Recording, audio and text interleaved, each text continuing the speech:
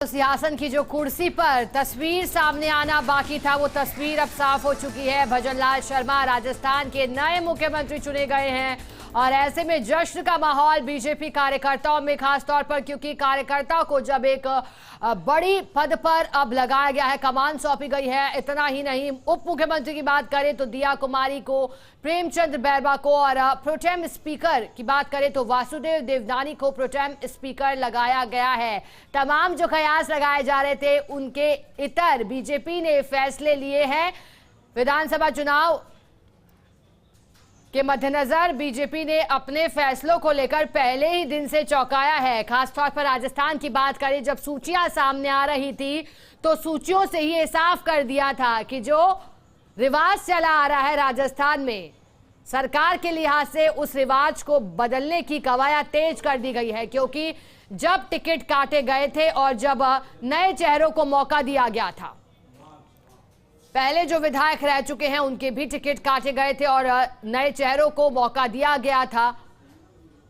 इसी से साफ कर दिया था कि इस बार कुछ नया करने की बीजेपी के नेतृत्व की कोशिश है। केंद्रीय नेतृत्व कुछ अलग सोच के मन में रखा है और अब ये साफ कर दिया गया है। अगर तीनों राज्यों के चेहरों को देखें, लेकिन जातिगत समीकरण साधने की कोशिश पूरी तरह से की गई है।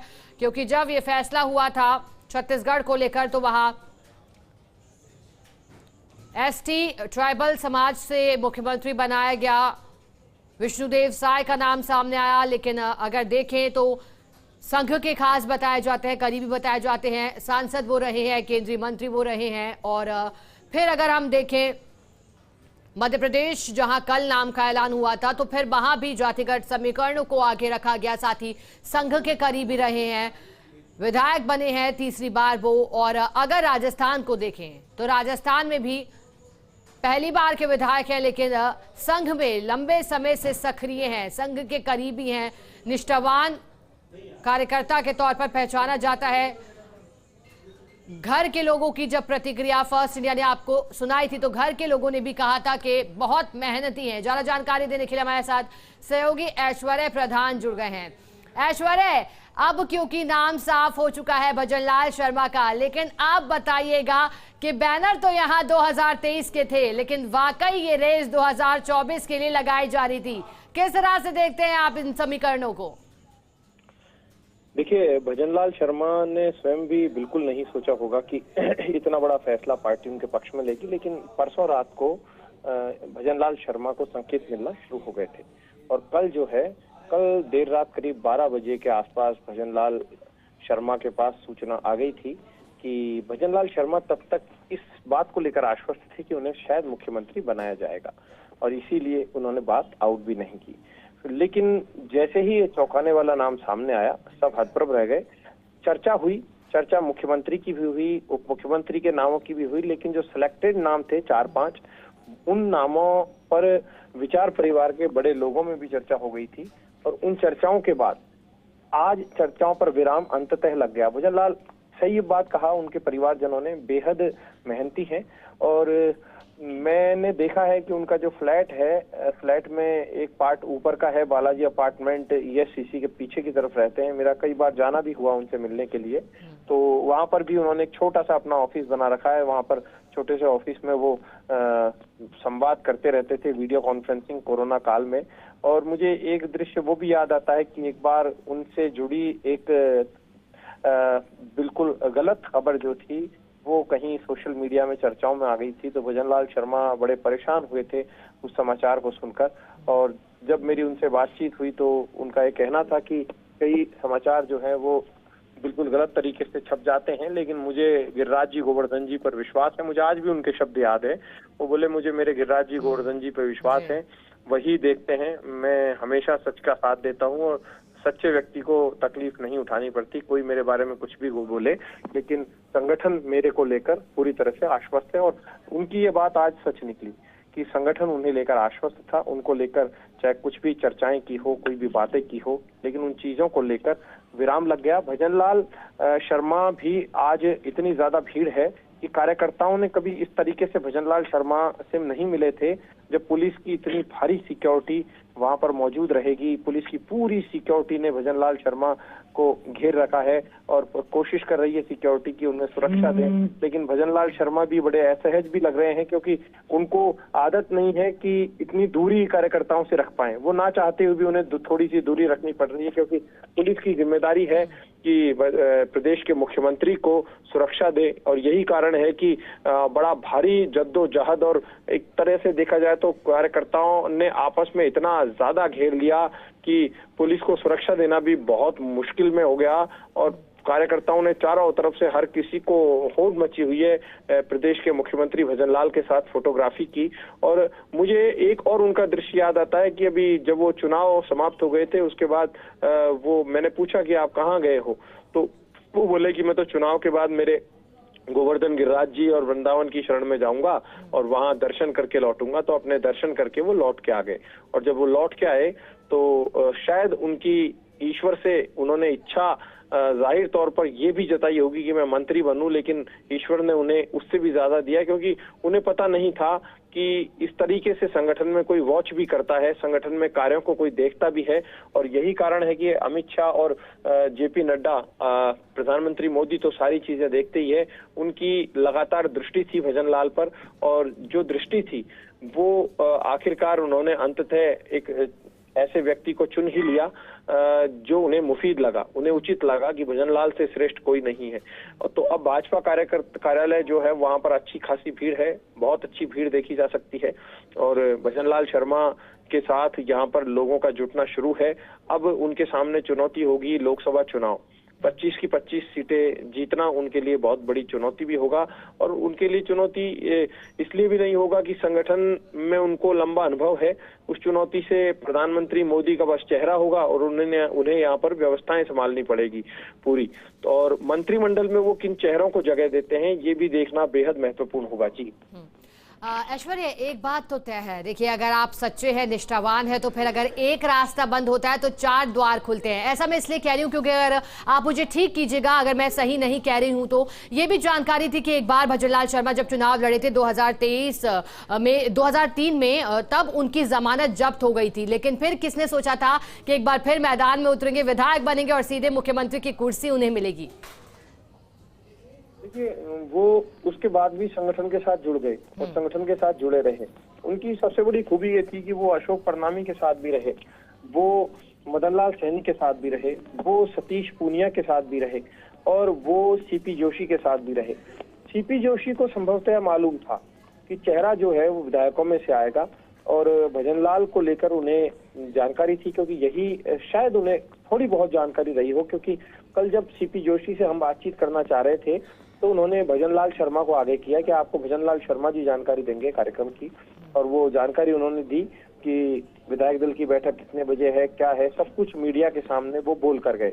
चंद्रशेखर ने भी अभी हमसे बातचीत की थी, चंद्रशेखर भी बेहद प्रसन्न नजर आ रहे थे क्योंकि चंद्रशेखर सबसे ज्यादा उनको टास्क दिया करते थे, उनके ऊपर कई संगठनात्मक दायित्व चंद्रशेखर की तरफ से उन्हें दिए जाते थे। तो ये बहुत ज्यादा चौंकाने वाला फैसला है। तो लेकिन अब जनता का जो जिज्ञासा है वो पूरी तरह से शांत हो गई है। पूरे देश भर की जनता जानना चाहती थी कि मोहनलाल के बाद जैसे मोहन गुप्ता मध्य प्रदेश में आए तो वैसे ही मोहन यादव जैसे ही आए तो यहाँ पर कौन आएगा, इस बात को लेकर लगातार लोगों को इंतजार था।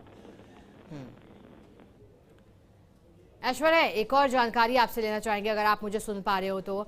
बीजेपी के बोल्ड डिसीजन के पीछे की क्या वजह रहा? शुरुआती तौर से ही टिकटों के वितरण से लेकर के ही ना आओ देखा ना ताव देखा, और सीधे बीजेपी ने जब टिकटों का वितरण किया था तभी ये तय माना जा रहा था कि इस बार चौंकाने वाले फैसले होंगे हर राज्य को लेकर के। इस बोल्ड डिसीजन के पीछे आप क्या वजह देख पा रहे हैं ऐश्वर्या? देखिए, इस डिसीजन के पीछे सबसे बड़ी वजह अगर कोई है तो प्रधानमंत्री मोदी और दूसरे अमित शाह हैं। अमित शाह से मुझे एक बात पर बड़ा ताजुब होता है। पुष्पेंद्र भारद्वाज जब चुनाव लड़ रहे थे तो पुष्पेंद्र भारद्वाज के बेहद करीबी एक नेता या पारिवारिक सदस्य का मेरे पास फोन आया।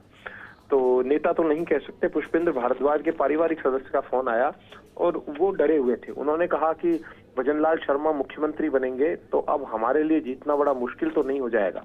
तो मुझे भी विश्वास नहीं हुआ यकायक। मैंने कहा कि पहली बार में मुख्यमंत्री जब इतने सारे चेहरे हैं तो मुझे विश्वास नहीं हुआ था। लेकिन आज मुझे उनकी भी वो बात याद आ रही है जब ये जो चर्चा सांगानेर में कई लोगों ने की, इस चीज को लेकर विश्वास कोई नहीं करता था कि भजनलाल शर्मा मुख्यमंत्री बनेंगे। कई लोग कहते थे, अमूमन चर्चा तो सारे विधायकों की चल जाती है, कम से कम 60 से 70 विधायकों की मुख्यमंत्री के लिए चर्चा चली होगी, आराम से चली होगी। लेकिन भजनलाल शर्मा को लेकर केंद्रीय नेतृत्व ने जो चौंकाया है, लेकिन एक अच्छा चेहरा चुन लिया है, एक कार्यकर्ता है। अगर कार्यकर्ता की हैसियत से देखा जाए तो एक कार्यकर्ता को ही चुना गया है, और कार्यकर्ता को जब चुना है तो कार्यकर्ताओं में इस बात की खुशी है। अब एक और मैं अपडेट दे दूं कि 15 तारीख जो है वो लगभग तय की गई है शपथ ग्रहण समारोह की।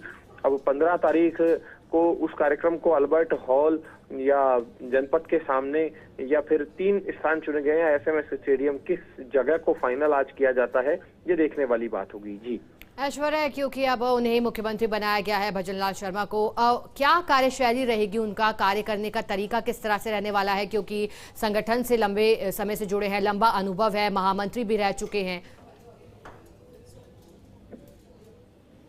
देखिए, संगठन को तो वो चलाना अच्छे से जानते हैं।